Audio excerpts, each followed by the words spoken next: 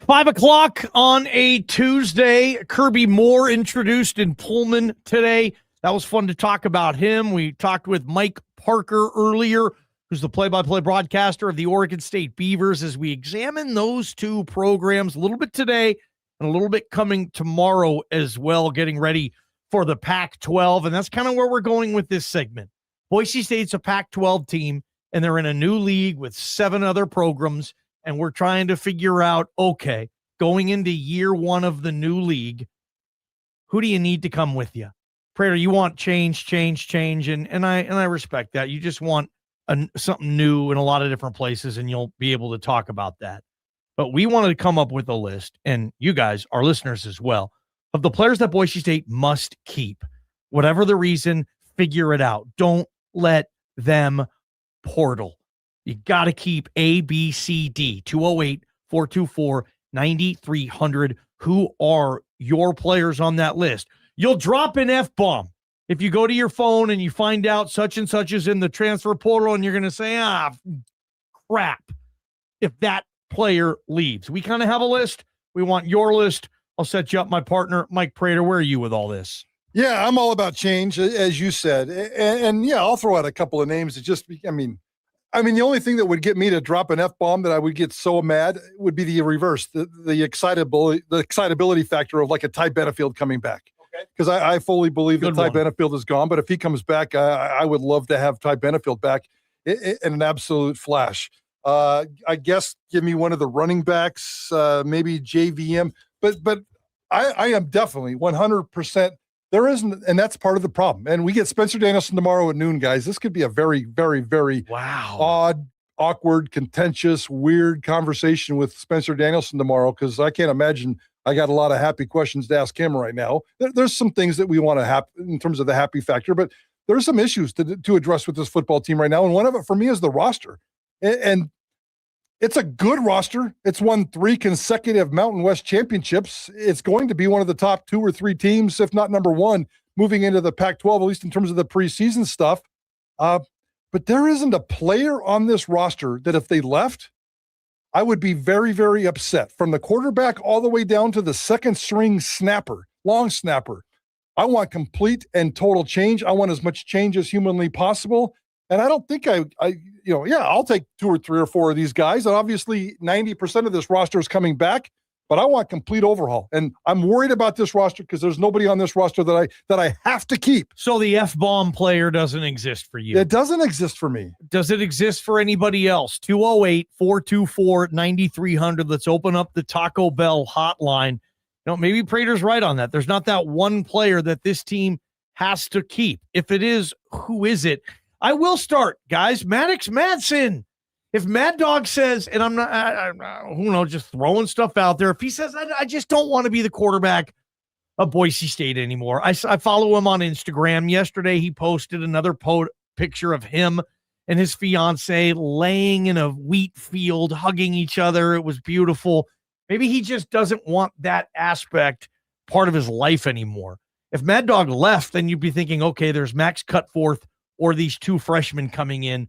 What the heck's going to happen at quarterback? Boise State, we say what we want about Maddox Madson, but he's won a couple of league titles for you, and I think he could do well against this competition. If Mad Dog left, I think that would be a bad sign. Well, you're probably he's on this list.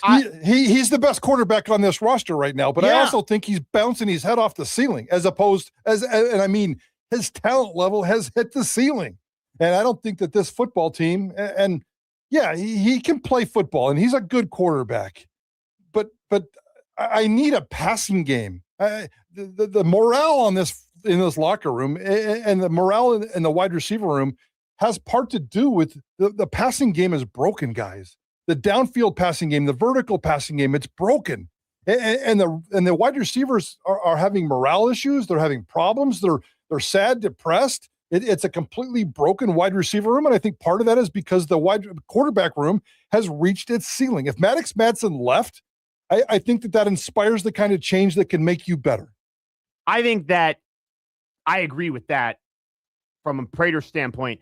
There isn't anybody on the offense that I am dying to keep, and that includes the running backs, because I think that obviously everybody knows about the long lineage of running backs here at Boise State.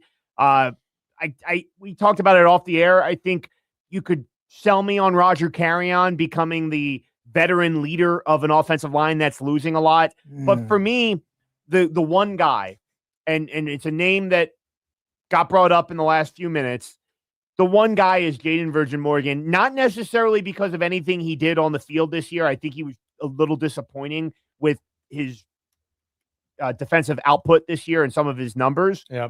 But I think there's, a leap that he can take. And if he figures it out, and we've talked about this as well with some of the edge guys, when they're supposed to be the guy on the edge, it doesn't always quite pop right away. And that was the case for JVM this year. I think if there's a leap that he can take, he can be a potential NFL guy in 2027. And just that upside maybe that he possesses is enough for me to want him back on a defense that, you just talked about Benefield. If he's gone, you're talking about a brand new secondary, perhaps. We all know Marco Notriani is gone. So you need to hang on to some of this defense that was, I felt, pretty consistent most of the year in terms of how they performed. I feel way better about the defense than I do the offense. And so if I feel that way, I think JVM needs to be your defensive anchor next year. I don't think you're wrong. I mean, he had 6 sacks. He didn't have the worst year, but certainly you expected double digits. You went from 10 sacks to 6 sacks, and you would hope next year he comes back pissed off and he's going to get back closer to 10 than he is 6. Yeah, I like him as a player. That might be the number one guy. I would love to. I mean, he's on my list. If I had to have a list, I would put him on my list. There's no doubt about it. And he would be fun. But if he also left, that's not going to change this program for me anyway. Who's the most talented player in the Blameyer right now with this team? Who would you say? Most gifted football player on the roster, 100 and whatever kids. Who's got the most ability for the highest possible ceiling, which is like an NFL Pro Bowl career, let's say? Oh, an NFL type of guy? I mean, I'm just saying, like, that's their ultimate ceiling. They're that athletic, like they could be an NFL. Like, who's the most talented player in that building? I don't see anybody with an NFL future. I don't either, but I see someone with NFL ability, an NFL pedigree, and his name's Chris Marshall.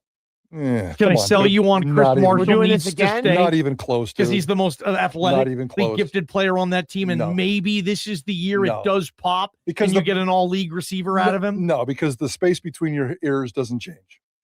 Matt Wagner. You could easily talk me into that. Okay. I know he hasn't done it yet, but you see it coming. So everybody around that program says, just watch out, guys. But again, if you thought Lauder was good, Wags is really good too. The one thing I would say on Wagner, and again, I think this goes back to the offensive identity. Unless you have bigger changes with how the offense is called or the quarterback or just the overall personnel, is this offense producing a mega season out of anybody to where you have an NFLer? We were all it felt like in the beginning of the year, Matt Lauder was getting NFL buzz. And that Lauder, however. Lauder, thank you. And it didn't really feel like his year. I thought he was underwhelming this year. And is that on him? Did he just not have a good year? Maybe so. But it just feels like this offense is stuck in neutral. And the passing offense. And, well, Matt Wagner's a tight end. So unless you have the ability to get him the football, I don't need him as one of my most guys back. Yeah. Here's a wild card one for me. Bull. I haven't seen enough. It's just a bet. You're betting on a breakout. I'm just betting on like who is a future all-league player that's maybe in that roster down the road. I look at Bull a little bit. I think he's going to be terrific. I don't know when it's going to be, but if they lost him, I would be like, that's a big loss for Spencer. That's a developmental guy that they got and they love and saw time as a true freshman this year when he was on a different continent and didn't know if a football was pumped with air or stuffed with feathers 2 years ago. The other guy I thought of on the defense was Jaden Mickey, because you're going to lose both your outside corners. Zion Washington, obviously a senior, and we're all expecting Ty Benefield to move on. At least it feels like that's where he's headed. So, maybe you save a little bit there. Nickel and Mickey obviously, took the reins from Devon Banks and held on to him all year. So, maybe Jaden Mickey is somebody, but gosh, this defense, the personnel you're going to have a lot of new faces here, and that's why I think it's important to hold on to some of those guys. JVM and Mickey were the first two I thought of. I like Mickey a lot, and I think he can be a big rock star next year with this defense. But if, unless you're changing the rules of this game, and we're talking about the 3 players on this football team you want to keep, if Bol is one of those, you just proved my point. There's nobody on this roster that I want to keep. There's no way he's even the top one of the.